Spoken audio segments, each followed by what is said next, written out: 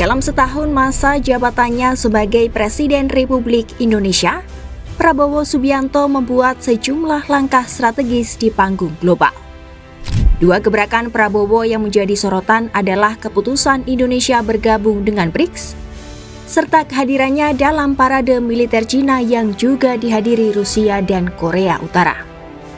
Dua hal tersebut membuat publik bertanya kemana sebenarnya arah diplomasi Prabowo.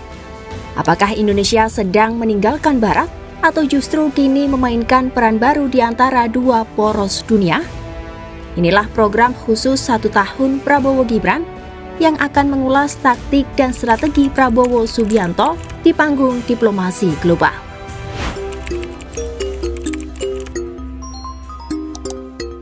Untuk memahami langkah diplomasi Prabowo, kita harus melihat panggung besar dunia yang sedang berubah.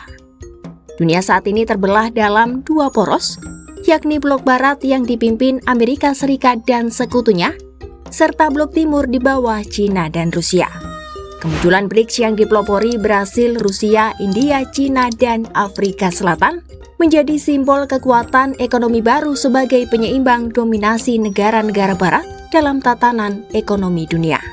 Sebagai kelompok negara berkembang, BRICS memiliki peran besar dalam perekonomian global.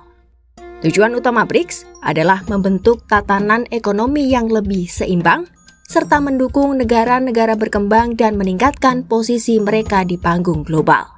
Indonesia resmi menjadi anggota penuh BRICS setelah Presiden Prabowo Subianto menghadiri KTT BRICS di Rio de Janeiro, Brasil pada 6 hingga 7 Juli 2025.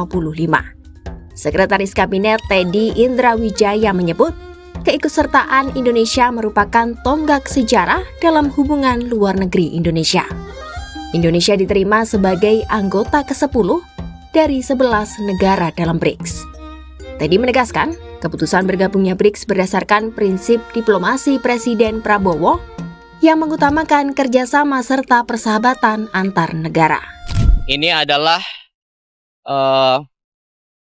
dari Pak Presiden bagaimana caranya Indonesia berkolaborasi, kemudian sebanyak mungkin bergabung dengan organisasi, sehingga inilah BRICS salah satunya yang kita bergabung.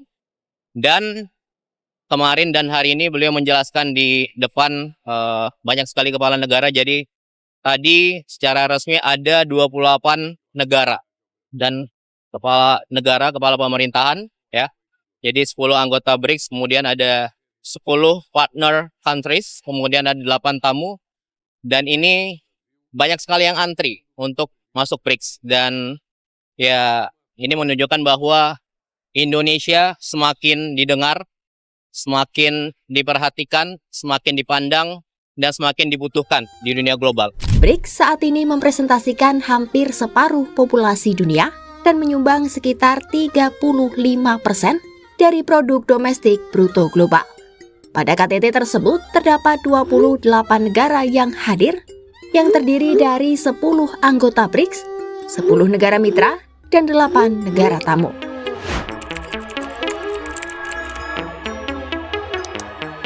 BRICS berperan penting dalam perekonomian global, serta dianggap sebagai kekuatan ekonomi baru penyeimbang dominasi negara barat. Bergabung dengan BRICS dinilai menjadi langkah strategis bagi Indonesia, khususnya di sektor ekonomi. Potensi manfaat yang dapat diperoleh Indonesia antara lain terbukanya pasar baru dengan populasi lebih dari 3 miliar jiwa, serta akses pendanaan dari New Development Bank untuk proyek infrastruktur strategis. Kerjasama di bidang teknologi digital dan energi terbarukan juga menjadi peluang baru bagi industri nasional. Keuntungan lain yang didapat Indonesia dengan bergabung BRICS adalah diversifikasi mitra dagang, di mana Indonesia dapat memperkuat hubungan dengan India dalam sektor tekstil dan teknologi informasi, serta mendapat teknologi pertahanan dari Rusia dengan biaya lebih efisien.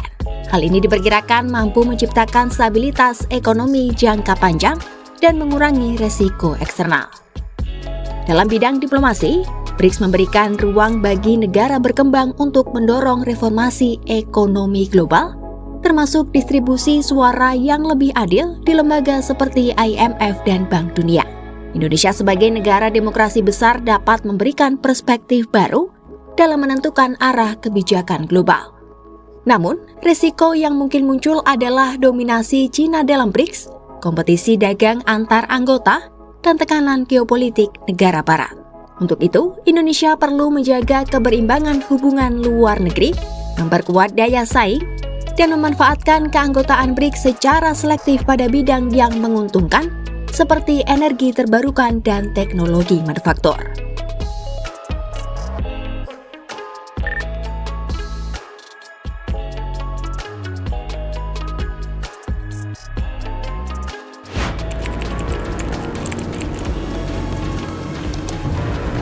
Setelah KTT BRICS, Prabowo kembali menunjukkan kehadirannya di panggung global saat memenuhi undangan Presiden Xi Jinping untuk menghadiri parade militer dalam peringatan 80 tahun kemenangan Perang Perlawanan Rakyat Cina. Prabowo memutuskan tetap berangkat ke Beijing setelah membatalkan kehadirannya dalam KTT Organisasi Kerjasama Shanghai atau SCO pada 31 Agustus 2025. Saat itu, Prabowo batal berangkat ke Cina dan diwakili Menteri Luar Negeri Sugiono lantaran situasi di dalam negeri yang tengah bergejolak. Prabowo bertolak ke Beijing dari Pangkalan TNI AU Halim Perdana Kusuma pada Selasa malam 2 September 2025 dan tiba di lapangan Tiananmen pada Rabu pagi 3 September 2025. Setibanya di lokasi, ia disambut langsung oleh Presiden Xi Jinping dan istrinya Peng Liyuan. Prabowo lalu mengikuti sesi foto bersama dengan para pemimpin negara lain, termasuk Presiden Rusia Vladimir Putin dan pemimpin Korea Utara Kim Jong-un.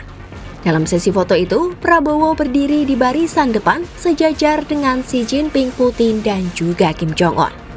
Usai sesi foto, Prabowo kemudian menyaksikan parade militer yang diselenggarakan setiap 10 tahun sekali dan kembali duduk berdampingan dengan Putin serta Perdana Menteri Cina Li Qiang. Prabowo sendiri menjadi satu dari 26 pemimpin dunia yang diundang untuk menyaksikan parade militer tersebut. Di lapangan Tiananmen, lebih dari 12.000 tentara pembebasan rakyat Cina atau PLA berpartisipasi dalam parade yang menampilkan kekuatan tempur dan teknologi canggih militer negeri tirai bambu. Parade militer tersebut seolah menjadi penegas bahwa Cina siap tampil sebagai pemimpin baru, bukan hanya dalam hal perdagangan tetapi juga keamanan global. Terlebih, Xi Jinping juga turut mengundang dua pemimpin dari negara yang kuat secara militer, yakni Putin dari Rusia dan Kim Jong-un dari Korea Utara. Kehadiran Putin dan Kim Jong-un kian menegaskan hubungan trio Cina, Rusia, dan Korea Utara yang semakin dekat. Sementara bagi Indonesia, kehadiran Prabowo dipandang sebagai strategi untuk menjaga komunikasi dengan Beijing, Moskwa, dan juga Pyongyang. Cina merupakan mitra dagang utama Indonesia dengan total nilai perdagangan mencapai lebih dari 130 miliar dolar AS per tahun. Indonesia juga memiliki kedekatan dengan Rusia dan Prabowo telah berkunjung ke Saint Petersburg pada pertengahan Juni 2025. Sementara dengan Korea Utara, Indonesia punya sejarah hubungan baik bahkan sejak era Presiden Soekarno.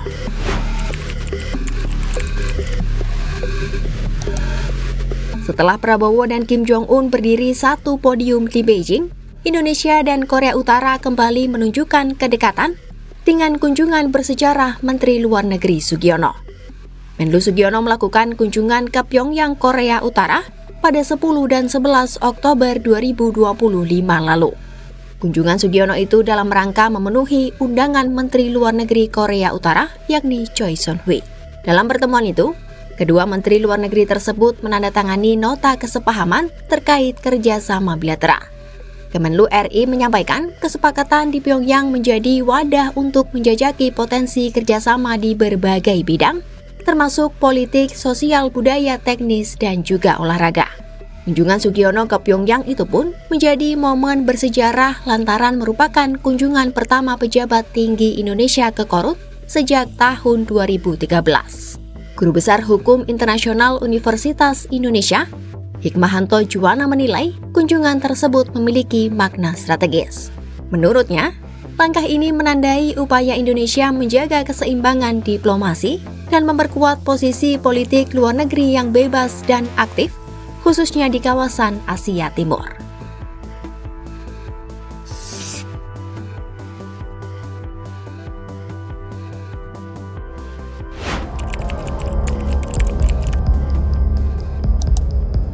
Bergabungnya Indonesia ke BRICS menandai penguatan politik luar negeri bebas aktif, sekaligus memperluas kerjasama ekonomi, perdagangan, dan diplomasi di antara negara berkembang. Manfaat yang bisa didapat Indonesia dengan gabung BRICS meliputi potensi akses pasar yang lebih luas, peluang investasi yang lebih besar, serta membuka kesempatan untuk mendorong reformasi ekonomi global yang lebih adil dan inklusif. Sementara, kehadiran Prabowo dalam acara parade militer di Cina juga menyiratkan banyak makna. Terlebih, Cina, Rusia, dan Korea Utara merupakan negara-negara yang kerap berselisih dengan Amerika Serikat. Kunjungan Prabowo ke Cina yang dibumbui dengan pertemuan bilateral dengan Xi Jinping dan Putin pun secara tidak langsung menunjukkan bagaimana sikap Indonesia di panggung global. Prabowo ingin membawa Indonesia menjadi kekuatan mandiri yang tidak condong ke blok barat maupun ke blok timur. Hal ini selaras dengan spirit bebas aktif yang menjadi pedoman bangsa Indonesia dalam menyikapi isu-isu internasional. Pasca kehadiran Prabowo dalam parade militer di Beijing, sejumlah media asing pun turut memberikan atensi. Media Cina menampilkan Prabowo berdiri sejajar dengan Presiden Xi Jinping, Presiden Vladimir Putin, dan pemimpin Korea Utara Kim Jong-un di tribun kehormatan. Sementara, media Jepang Yomiuri Shimbun hanya menyorot trio blok timur tanpa menyertakan Prabowo. Perbedaan sorotan media itu muncul karena perbedaan framing dan konteks sejarah masing-masing negara. Media Cina menekankan legitimasi global acara mereka, sedangkan media Jepang fokus pada narasi peringatan 80 tahun kemenangan atas fasis Jepang. Posisi Indonesia tetap berdiri di tengah, tidak masuk blok timur maupun blok barat. Sejak era Bung Karno, Indonesia memegang prinsip bebas aktif sebagai landasan politik luar negeri. Melalui posisi itu, Prabowo dapat hadir di Beijing tanpa kehilangan legitimasi di mata negara barat. Indonesia dapat diterima di kedua blok besar dunia sebagai negara non-blok yang strategis. Kehadiran Prabowo di tribun kehormatan bersama Putin dan Xi Jinping menegaskan pengakuan terhadap peran diplomasi Indonesia di panggung global. Di tengah polarisasi dunia, Indonesia menjaga keseimbangan hubungan internasional, berdiri di titik netral namun tetap diperhitungkan. Ini menunjukkan bahwa prinsip bebas aktif masih relevan sebagai strategi politik luar negeri Indonesia hingga saat ini. Sekian program khusus 1 tahun Prabowo Gibran, strategi Presiden Prabowo Subianto di panggung global. Saksikan kabar menarik lainnya hanya di kanal YouTube Kompas.com.